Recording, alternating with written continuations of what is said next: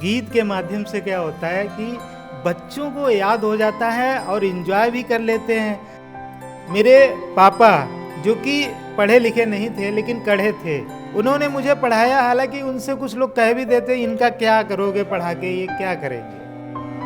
बात करते करते भावुक हैं लाल सिंह जी अपनी उन पुराने जो संघर्ष भी रहा, चुनौतियां भी रही उनको देख के। ये चमक ये दमक फूलवन महक, सब कुछ सरकार तुम्हीं से है।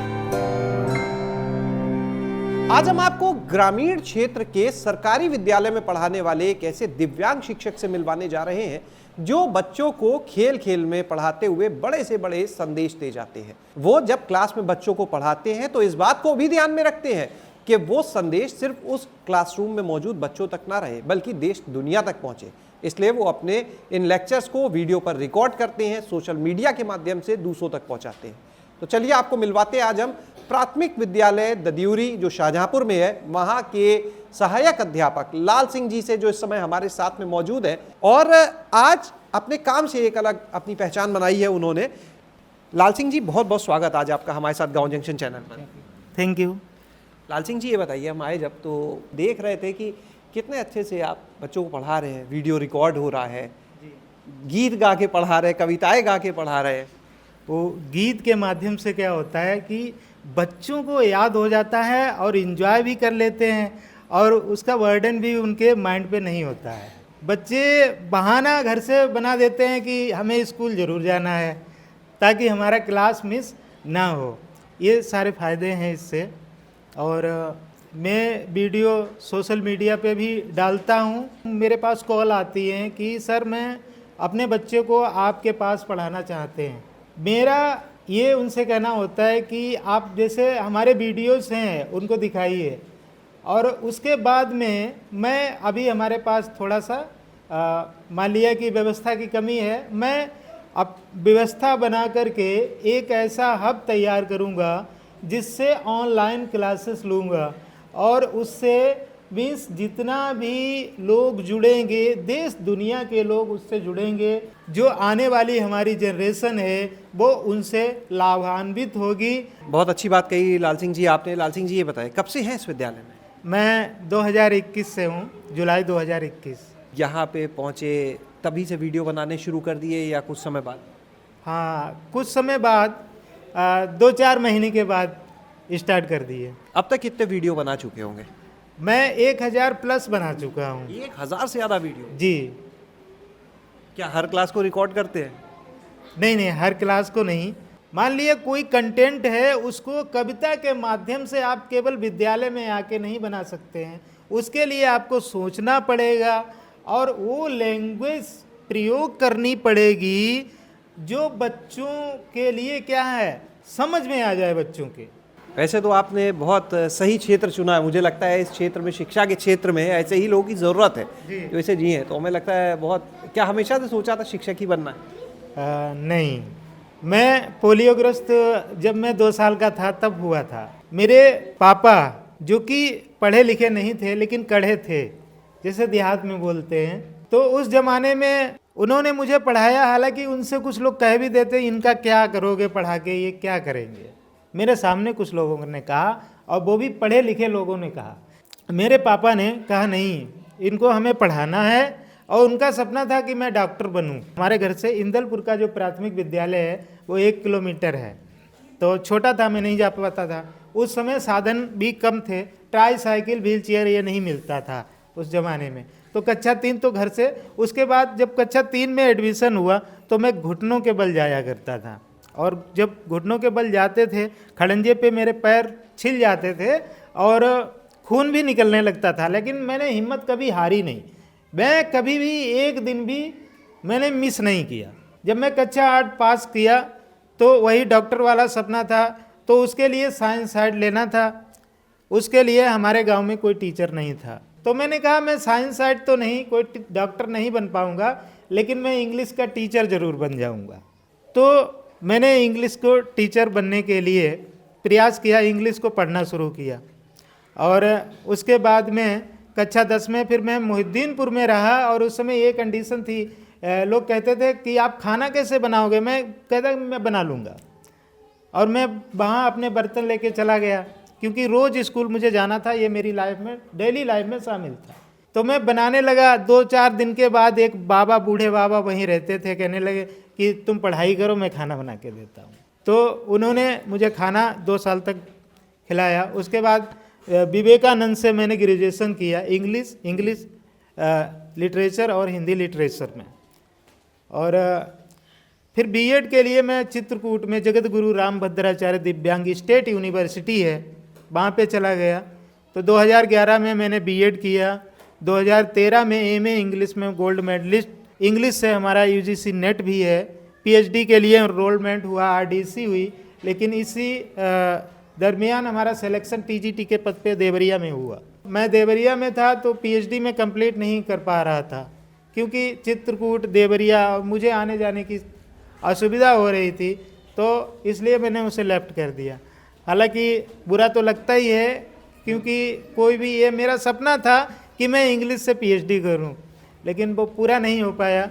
और वहाँ से फिर मैंने रिजाइन दे के यहाँ जब नंबर आ गया अपने ज़िले में, तो फिर मैं यहाँ पे आ गया। मैं जो चाहूँ स्कूल मुझे मिल रहा था दिव्यांग कोटे से, लेकिन मैंने कहा नहीं, ये 60 किलोमीटर दूर है, ये विद्यालय 60 किलोमीटर दूर है। मैं ये सोचा था कि जो ग्रामीण क्षेत्र है उसमें मैं काम करूँगा। सॉरी सर, क्योंकि यहाँ एक समय में सर, ये जो गांव है यहाँ पे शराब बहुत बिकती थी, हर घर में शराब। तो एक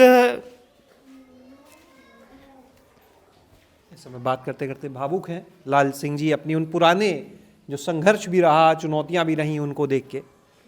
जी। इस गांव में